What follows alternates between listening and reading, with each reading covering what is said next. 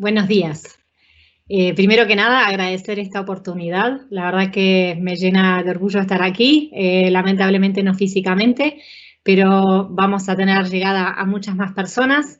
Y el tema del que íbamos a hablar hoy tiene que ver con de qué forma el InsurTech y la innovación en el área de seguros realmente está teniendo un impacto a nivel social y si ha generado más...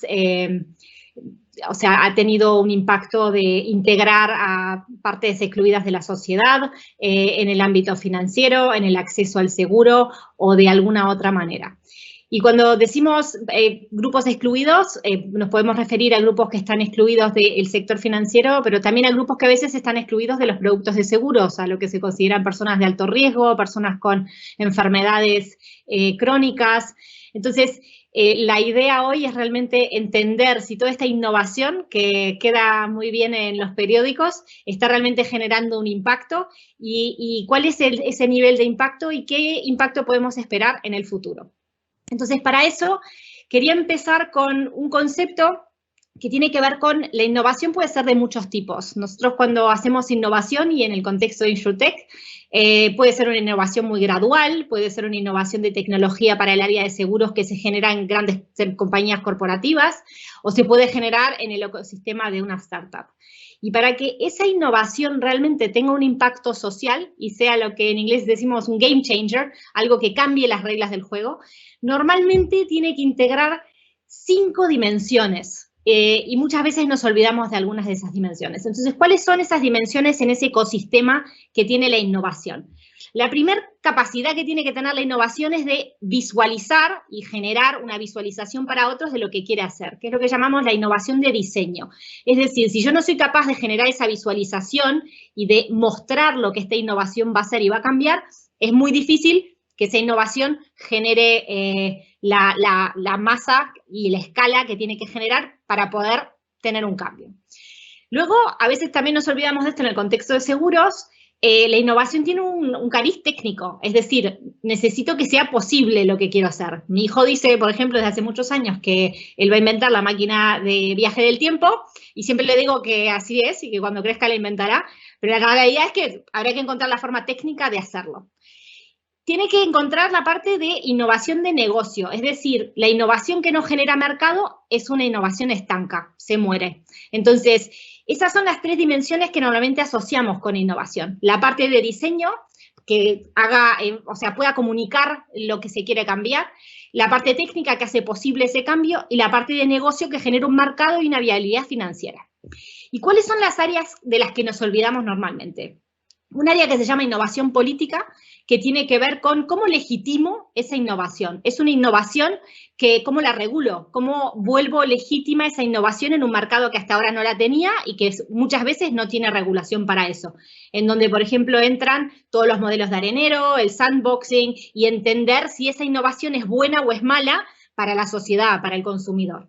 Y luego hay un componente que es muy importante, que no siempre está presente en la innovación, que es la innovación social. Es decir, ¿cómo quiere vivir la sociedad? Y voy a traer a colación algunos ejemplos en el contexto de InsurTech.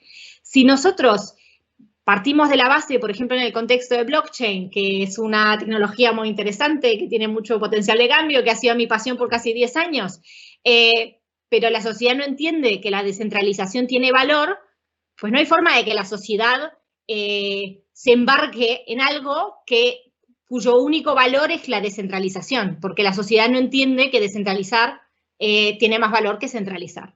Entonces, cuando nosotros hacemos un proyecto de innovación y una startup se embarca en un proyecto de InsurTech, realmente tiene que tener en cuenta estas 5 dimensiones, ¿no? Y esa dimensión de innovación social, se llama la virtualización de la innovación. A mí me encanta ese concepto.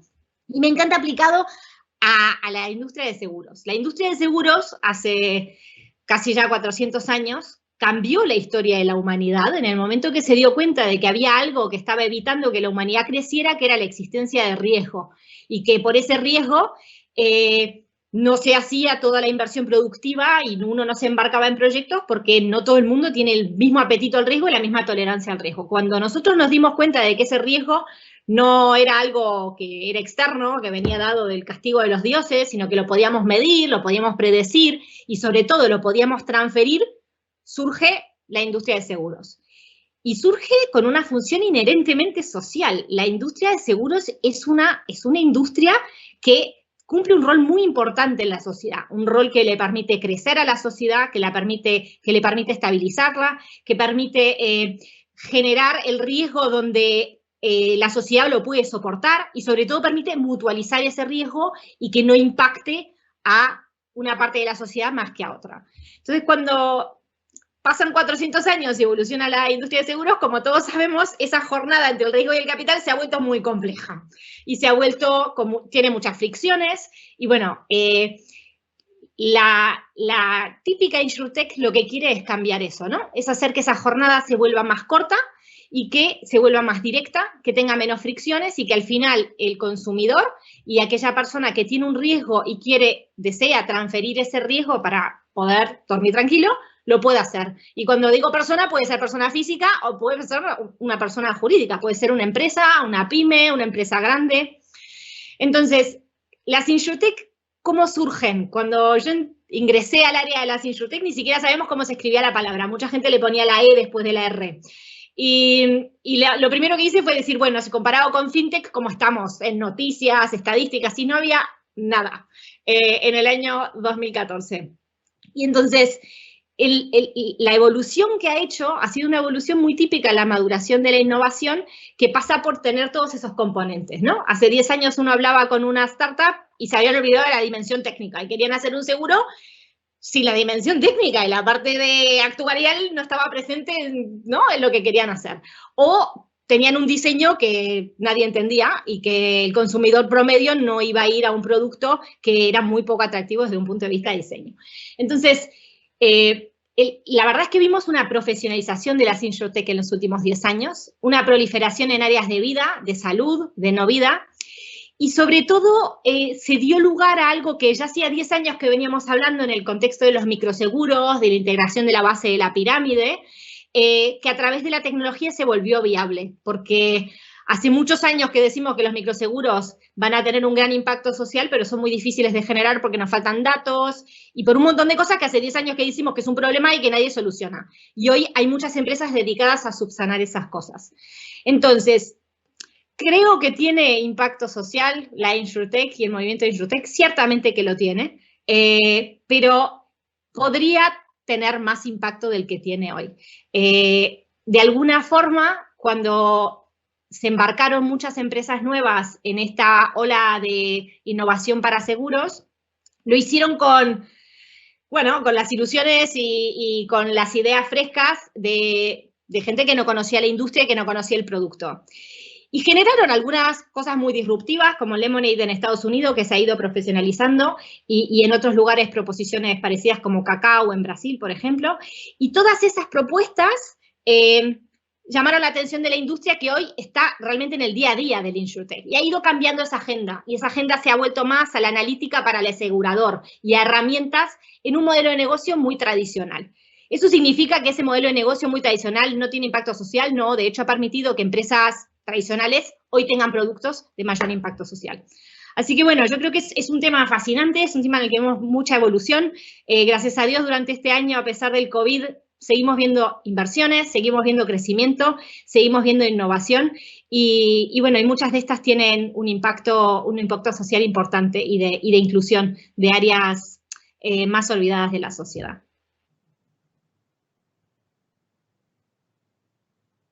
Oye, muchas gracias, de verdad, Magdalena. Qué interesante es este tema y qué apasionante, y la forma como nos lo transmites, la verdad nos emociona muchísimo. Fíjate que tienes toda la razón, ¿no? Muchas veces, como tú bien lo señalas, los productos de seguros deben soportarse sobre bases tecnológicas, legales, jurídicas. Entonces, no se trata nada más de innovar por innovar. Y realmente lo que a veces perdemos de vista es este objetivo social. Si queremos de verdad que estos productos de seguros lleguen a una parte de la población desatendida, no necesariamente pues a la parte más baja de la pirámide, sino a aquella porción de la población que no está atendida, pues sin duda alguna parecería ser que las InsurTech, cuando hablamos de este tipo de iniciativas en seguros, pues deberían de tener un papel mucho más relevante, ¿no? Entonces, nos planteabas que existen muchas iniciativas de InsurTech. Yo quisiera platicarte si a nivel de lo que has visto en otros países o en otras regiones, ¿nos podrías decir cómo están las distintas regiones en el mundo cuando hablas de InsurTech? Y si pudieras también platicarnos cómo está Latinoamérica y si tienes alguna idea de cómo pudiera también, cómo ves a nuestro mercado mexicano. Ok, perfecto. A ver, hay diferencias en las regiones. Esta ola de innovación en tecnología de seguros y en el... Bueno, uno dice tecnología de seguros, pero al final es de modelo de negocio, ¿no? Ayudado o empoderado por la tecnología. Todo esto empezó en Estados Unidos y bueno, fue un movimiento que empezó en Silicon Valley y tenía un cariz muy particular de innovación en esa parte del mundo. Luego, la realidad es que Europa en este momento está generando muchísima de la innovación en seguros. Hay muchísimas insurtechs europeas y los últimos años hemos visto también una proliferación de este tipo de insurtechs en Asia, en China, en Japón, en Singapur. Hay hubs interesantes, hay programas de aceleración, hay incubadoras con las que trabajamos nosotros también. Y bueno, parte de mi trabajo es que a mí cada 3 meses me mandan una planilla con 200 insurtech y yo tengo que decidir cuáles tendrían que pasar por un programa de aceleración. Así que he visto mucha cosa de mucho nivel, o sea, con mucha heterogeneidad en el nivel de madurez. Y en este momento yo diría que hay una clara predominancia de Europa y de Estados Unidos en lo que es InsurTech. Hay, sin embargo, como pockets interesantes de innovación en el área de analítica avanzada. Por ejemplo, Israel es un país que ha invertido muchísimo y que está muy avanzado. La parte de inteligencia artificial y de minería de datos en China es muy importante y ellos logran combinar datos de comportamiento social con datos de comportamiento financiero, con datos que nosotros no logramos integrar, por ejemplo, en Europa por la ley de protección de datos. Y eso le da mucho poder a sus modelos predictivos. En América Latina y en México hay cosas interesantes. En el área de vivienda se dieron las primeras InsurTech. De hecho, en mis presentaciones yo siempre tenía a una InsurTech brasileña que empezó en el 2016, súper temprano y que ha sobrevivido y ha crecido en el área de seguros de hogar, que parte de lo que hace termina en programas de vivienda social y que llevó ese producto casi de microseguro, pero con muy buenas coberturas, a un área que estaba desprotegida y que no compraba seguros de hogar, y en este caso es Cacao. Pero en Brasil también tenemos 88i, que es una empresa que ha sacado microseguros en el área de accidentes personales, y bueno, ahora también tienen de teléfonos y tienen varios productos, apuntando también a mercados que están desatendidos. En México hubo una experiencia muy interesante a nivel de blockchain para personas mexicanas que vivían en Estados Unidos y que querían mandar el dinero a la casa con un microseguro de decesos que se activaba solo con un contrato inteligente en la blockchain y le pagaba a los familiares en México. En su momento lo había sacado Saldo MX, se llamaba Consuelo, es un producto que no existe más en el mercado, pero la idea ¿cuál era? Era, bueno, si nosotros tenemos una cierta cantidad de gente que no confía en las empresas aseguradoras y que dicen, bueno, si yo me muero en Estados Unidos, ¿cómo sé que le van a pagar a mi familia en México? Simplemente teniendo eso en la blockchain donde nadie lo podía parar ni podía interferir con ese pago, daba esa seguridad, generaba un valor adicional y por eso esa persona compraba ese microseguro.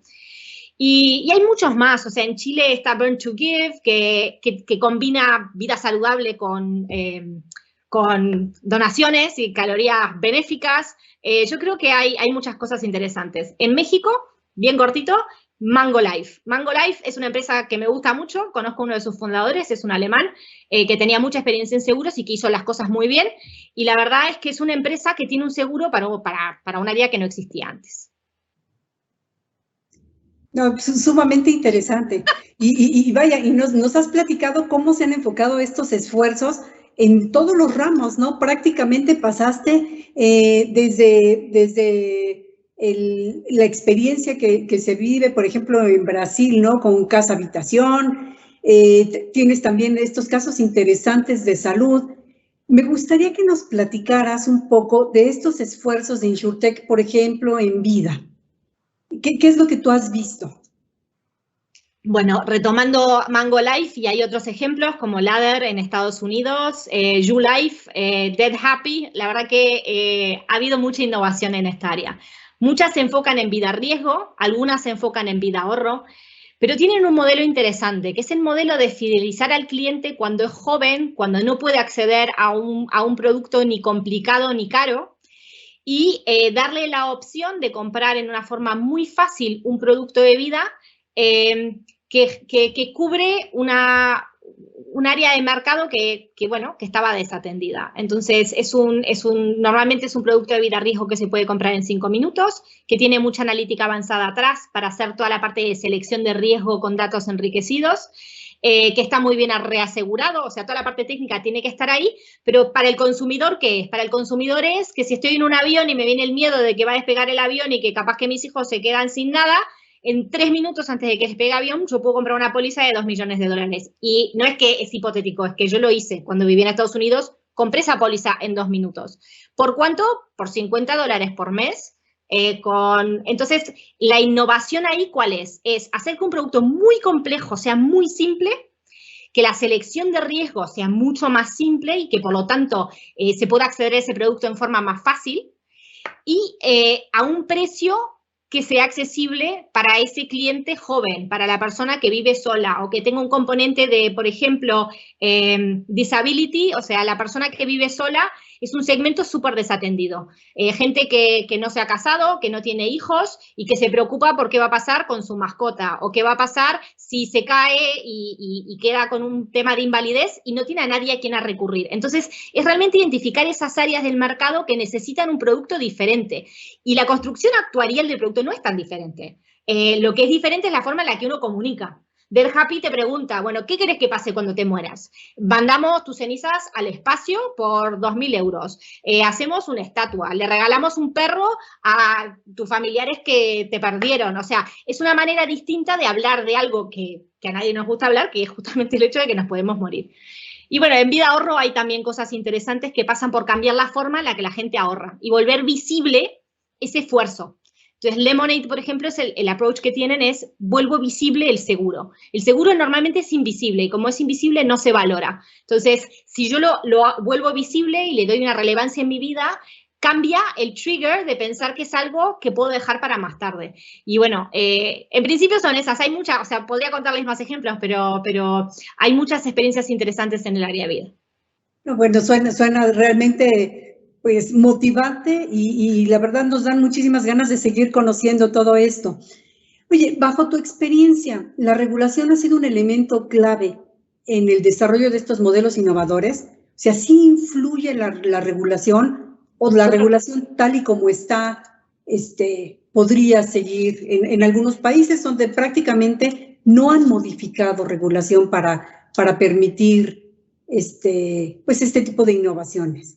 ¿Cómo lo ves? Yo creo que sí, que importa mucho y que cambia mucho el tener un entorno, por ejemplo, un entorno de arenero o no tenerlo. Entre otras cosas, porque innovar es costoso y cuando uno no tiene un marco regulatorio, genera inseguridad de estar desarrollando un producto y estarlo iterando y no saber qué clase de figura, si uno es un intermediario, no es un intermediario. Por ejemplo, en el área de los seguros persona a persona, que se pueden hacer en la blockchain, hay un par de experimentos de estos en Inglaterra, es como no hay aseguradora, es una red de personas que deciden colocar dinero juntos por si le pasa algo a alguien, ¿no? En la forma en la que se hacían los seguros en tiempos ancestrales. Entonces, no había una figura para eso. No había una figura porque no había una empresa. Si pasaba algo, o sea, ¿de quién eran las reservas? ¿A quién se le hacía? Porque no existía la empresa. Eso se reguló a través de una figura de cooperativa digital que le permitió a esa empresa realmente crecer en forma dentro del ecosistema. ¿Se le aplicaron las mismas restricciones que se le aplicaría a otra empresa? No, porque para eso está el arenero, para entender cuál es el impacto social, si funciona, si no funciona, cuáles son los riesgos. Entonces, yo creo que el entorno regulatorio es muy importante. Y en Estados Unidos, donde hay distintos estados con distintos approaches a ese entorno regulatorio para la innovación, se ve mucho la diferencia en mercados que son muy similares de estructura y que la única diferencia que tienen es ese marco regulatorio. Entonces, yo creo que sí importa el marco regulatorio para dar tranquilidad y para poder permitir cierto tipo de experimentos. Entonces, por ejemplo, Wisura en Colombia es un buen ejemplo. Ellos no tenían un producto. En aquel momento, cuando se les ocurrió la idea del producto de Wisura, nada, o sea, tenían que ir a registrar un producto y no tenían producto porque no sabían ni cuántas personas iban a comprar, si iban a ser 5, iba a ser peer-to-peer o si iba a ser solo uno, cuál iba a ser, y lo que presentaron fue un modelo, es decir, este es mi modelo actuarial, voy a calcular de esta forma el riesgo. Y se les aprobó eso en vez de aprobárseles un producto. En ese caso no había arenero, pero había un regulador que estaba a fin de entender si ese tipo de producto iba a traer valor al consumidor. No, pues es sumamente interesante. Y sobre todo que tienes que ir también brincando a lo mejor otro tipo de obstáculos, ¿no? Nuestra regulación, que viene mucho de la regulación del derecho romano, pide sobre todo muchos requisitos en el caso en el que estás vendiendo un seguro de vida, ¿no? Normalmente se piden consentimientos, pues, para estar asegurado, y muchas veces como que al regulador le cuesta un poco de trabajo el decir, ¿cómo voy a sustituir una firma autógrafa con un consentimiento, a lo mejor, no sé, grabado, o a lo mejor una firma digital? Entonces, esto que dices, pues tiene también esa importancia, ¿no? El analizar cómo le doy certeza al asegurado, cómo no lo dejo desprotegido, porque al final lo que está adquiriendo es un seguro, ¿no? Sí, y tiene que estar seguro que el seguro, cuando pase algo, va a estar operativo, ¿no? Yo creo que ahí gran parte de tener esa conversación con el regulador pasa simplemente por mostrarle que una selección de riesgos o un consentimiento puede ser igual de válido con una metodología diferente. Entonces, por ejemplo, en el área de salud o en el área de vida, estábamos acostumbrados a cuestionarios draconianos que llevaban días y exámenes médicos. En el momento, nosotros lo hicimos en Inglaterra, por ejemplo, con una cosa que se llama Pulse Model, que se lo vendemos hoy a las aseguradoras. Cuando les mostramos que en verdad con 3 datos podíamos hacer una selección de riesgo que tenía el mismo impacto en cartera, que permitía hacer ese tipo de segmentación como si tuviera el cuestionario sin tenerlo, o sea, el regulador dijo, fenomenal, o sea, si esto está, hay ciencia actuarial atrás y se puede ver y funciona de esta manera con, en este caso, machine learning y analítica avanzada, se genera una forma alternativa de hacerlo. Y hoy la tecnología nos da eso. Entonces, para mí, la innovación realmente pasa por encontrar la tecnología, no por buscar tecnología y aplicarla seguro, sino para cambiar la forma en la que hacemos las cosas. Y eso pasa también por ejemplo, ponerle precios a riesgos que antes nos parecían difíciles ponerle precios y que nadie vendía, como lo que hizo Vitality con la gente que tiene AIDS en África, con los programas para diabéticos, en donde a través de nuevos datos podemos realmente calcular ese riesgo que antes no lo calculábamos bien, le poníamos una prima exagerada para cubrirnos y por lo tanto dejamos a esa gente afuera. Entonces, yo creo que pasa por ahí. El regulador, yo no creo que los reguladores regulen simplemente porque quieren evitar la innovación o vivir en el pasado. El regulador lo que tiene que hacer es proteger al consumidor y proteger la estabilidad de la industria en su totalidad. Si nosotros todos personalizamos los riesgos y nos quedamos con los riesgos de que yo solo me aseguro cuando voy a hacer el bungee jumping y luego no me aseguro y me quedo solamente con las colas, eso no es sustentable si lo hace toda la industria aseguradora. Entonces, al final, ese es el rol del regulador, ver esto es sustentable en el largo plazo, en la escala del mercado y protege o no protege al consumidor. Y yo creo que la tecnología siempre encuentra maneras de sustituir las cosas que hacíamos con la tecnología y las herramientas que teníamos en el pasado. Fíjate que estás mencionando algo que fue también muy, muy interesante. Cuando estás hablando de toda la normativa y de generalmente lo que busca un regulador, señalaste un tema que es interesantísimo, ¿no? Estamos también yendo con este nuevo tipo de tecnologías a mercados desatendidos o que estaban en condiciones de vulnerabilidad. Esto que tú dices, personas con alguna enfermedad ya declarada, ¿no? Como puede ser también, estoy pensando, diabetes, etcétera, con toda la información que se logra generar, pues también ya puedes ofrecerle un producto accesible y que no cueste tanto. Y que muchas veces cambia la calidad de vida, porque es un producto que para ser accesible necesita generar ciertos datos, necesita monitorear ciertos hábitos, necesita asegurarse que las personas, en este caso, se hagan las mediciones de insulina y tengan, o sea, al final nosotros hacíamos eso con, por ejemplo, el área de Novida, ¿no? Cuando uno asegura una casa, ¿qué es lo que mira? Y bueno, mira los protocolos de seguridad, si está lejos o cerca de un cuerpo de agua. Teníamos como un montón de cosas que nos permitían entender si esa propiedad había que cambiarle la resiliencia al riesgo que tenía. Y hoy aplicamos eso a las personas y podemos tener procesos y protocolos en donde demostramos que un diabético puede tener una esperanza de vida altísima, puede tener una calidad de vida altísima y deja de ser ese mal riesgo, como se lo consideraba antes, simplemente porque se le dan las herramientas para vivir mejor. Y para mí eso es de las cosas más importantes que hacemos como industria. O sea, yo creo que el apuntar a cambiar hábitos